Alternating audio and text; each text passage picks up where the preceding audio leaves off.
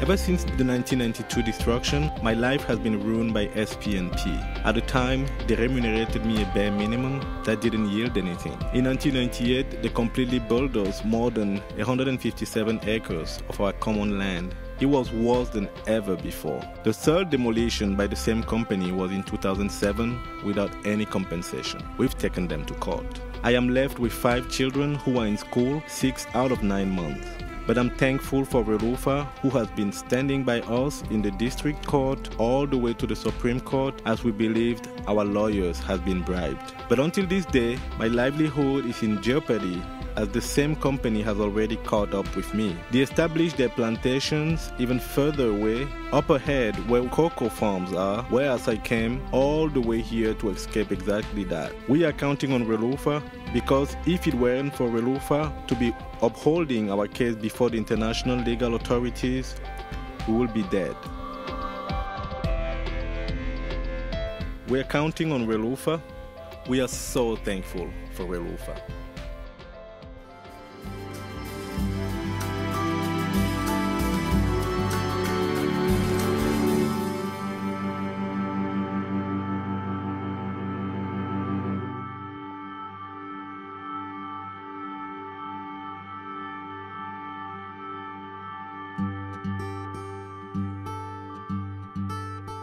Yeah, I've been here all my life. I mean, I've been fishing in these waters since I was a kid. You know, most of us have.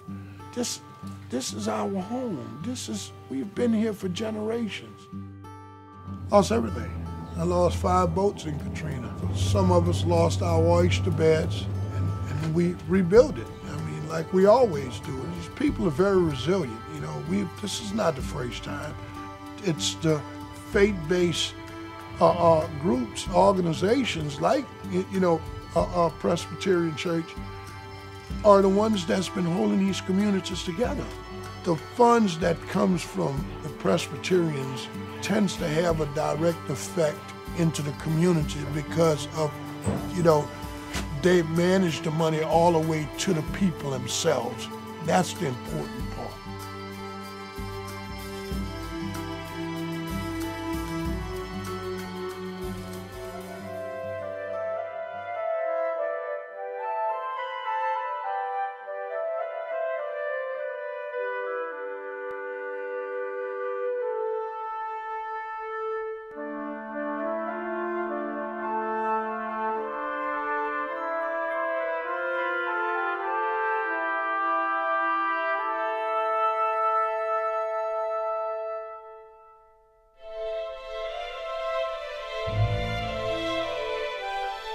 Immediately after the earthquake, people started leaving Port-au-Prince because they were scared, or they didn't have homes, or they just felt like desperate. There was no food.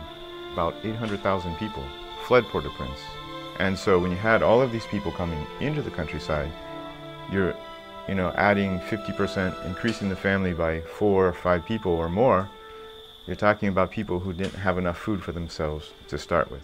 The leadership of MPP, which is the farmers' movement of Papai, sat down and began thinking of strategies that they could use to help the people receiving the refugees. And then the next step was, how could they produce more food so that as the crop season began, families could begin producing the food that they would need to feed themselves and the people that had come from Port-au-Prince.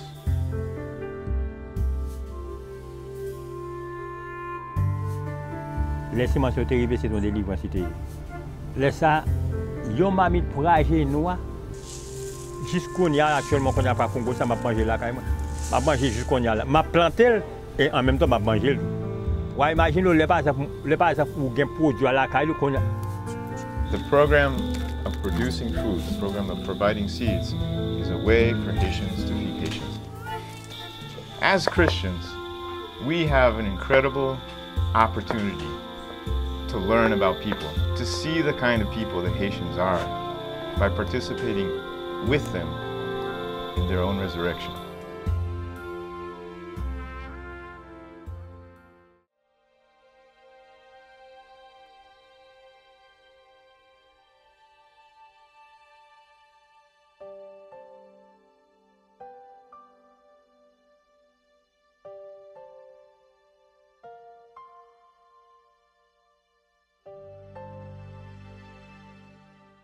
On February 7th of 2008, a disgruntled citizen of our community went to a city council meeting, shot and killed a police officer on his way into the city hall. And when he got there, he shot and killed the other police officer that was in the meeting, and then proceeded to shoot and kill 3 other folks. One of those members was the husband of our director of lay ministries here. Just knocked the life out of us. And it was shortly after that that the light bulb went on inside of me, and I thought, maybe there's something I can do with all the hurt that's in my heart. I went through the application process and was invited to be a part of the national response team. The NRT is 80 or 100 volunteers. It changes over time, who go out and respond when there's invited into a disaster within the Peace U.S.A. or its jurisdiction. I've been deployed now 3 times. To go to Tucson felt empowering and terrifying all at the same time.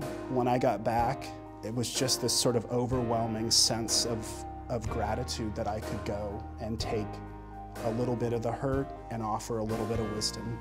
To send in people from outside to be the presence of Christ, to offer hope in the midst of chaos, is literally the presence of God showing up.